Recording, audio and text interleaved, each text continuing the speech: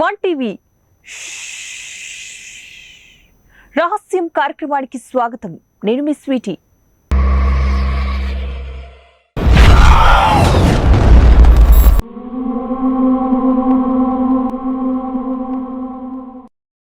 ఆ ఇంట్లో నలుగురు, ఆ నలుగురిపై ఆత్మ పగను పెంచుకుంటూ పెరుగుతూ ఉంటుందా? ఇది నిజమేనా? అయితే వీక్షించండి రహస్యం. దేహం కాలిపోయిన బూడిద కానిది, నడి సంద్రంలో మునుగుతున్న తడవనిది, భీకర వాయువు వీచిన చలించనిది, పగతో రగిలిపోతూ ఎన్ని జన్మలకైనా వెంటాడుతూ ఉండే ఆత్మ మరణ శాసనం లిఖిస్తుందా? మారణ హోమం సృష్టిస్తుందా? తెలుసుకోవాలంటే వీక్షించండి రహస్యం.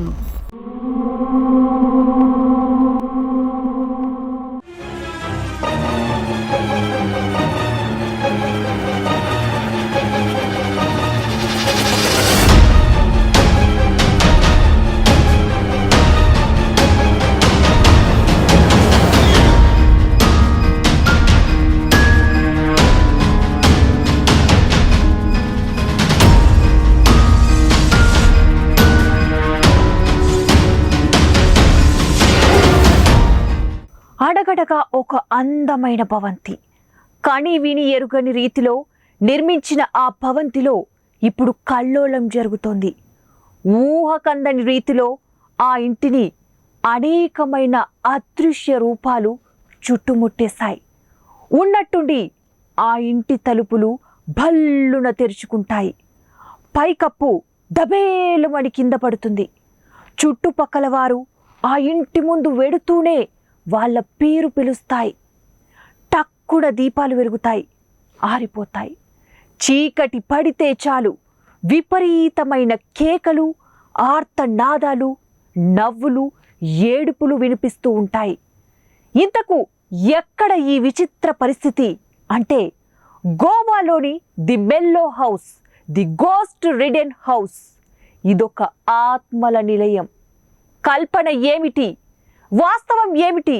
రహస్యం కథలోకి వెళదాం.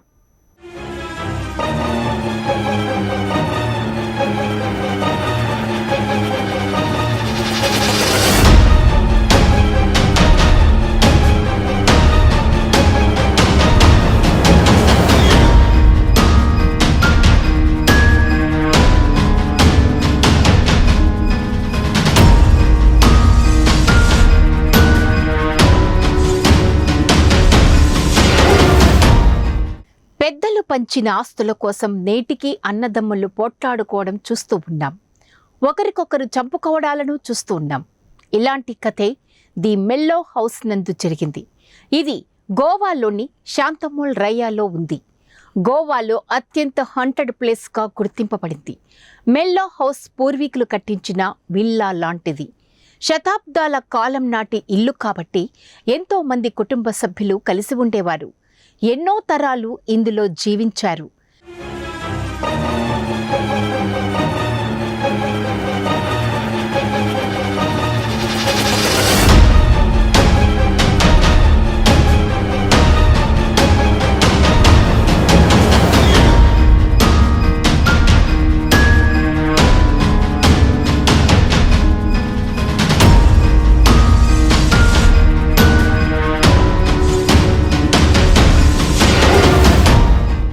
కానీ ఇద్దరి సోదరులు ఈ ఇంటిలో నివసించేవారు. కొంతకాలం బాగా కలిసిమెలిసి ఉన్నారు. కానీ కాలం మార్పు తెస్తుంది కదా. ఆ ఇద్దరి సోదరుల మధ్య విభేదాలు వచ్చాయి. ఆస్తి పంపకాలు చేసుకున్నారు. అయితే మెల్లా హౌస్ మాత్రం నాకు కావాలంటే నాకు అంటూ ఇద్దరూ పోట్లాడుకున్నారు. ఆ ఇంటి మీద మోజుతో ఎవ్వరూ తగ్గలేదు. ప్రతిరోజు కొట్లాటలు జరుగుతూ ఉండేవని చుట్టుపక్కల వారు చెప్పేవారు. ఒకరోజు ఇద్దరి సోదరుల మధ్య ఫైటింగ్ గట్టిగా సాగింది. అన్నపై తమ్ముడు వేటు వేశాడు. అంతే, అన్న అక్కడే మరణించాడు.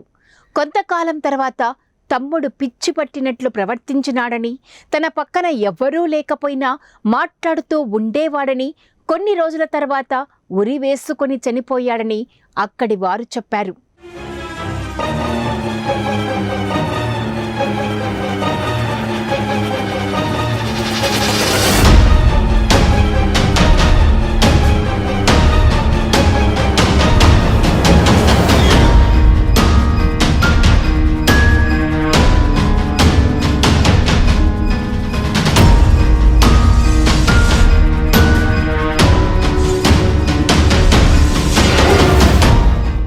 అయితే ఈ 2 మరణాలు సంభవించిన తర్వాత ఇంటి సభ్యులు ఇల్లు ఖాళీ చేసి వెళ్ళిపోయారు.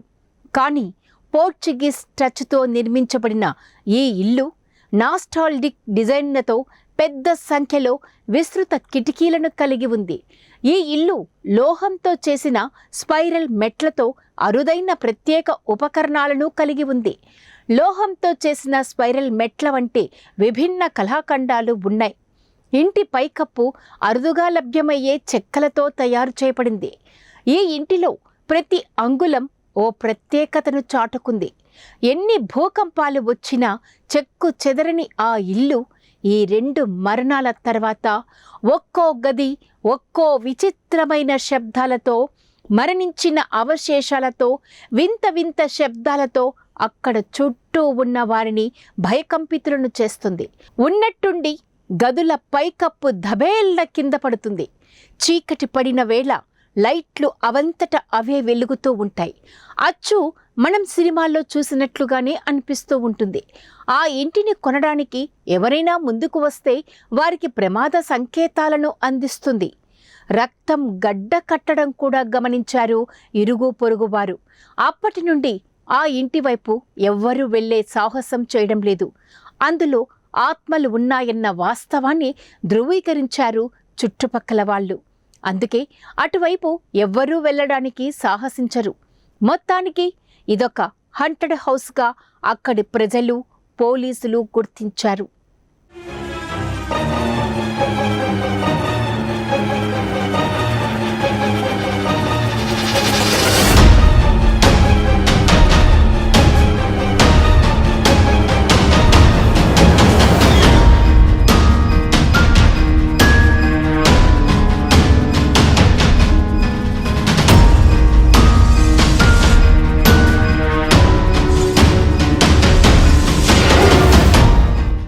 చూసారుగా, ఆస్తుల వివాదాలు ఎంత దూరమైనా తీసుకెడుతుంది అనడానికి ఈ మెల్లో హౌస్ ఒక ఉదాహరణగా చెప్పవచ్చు.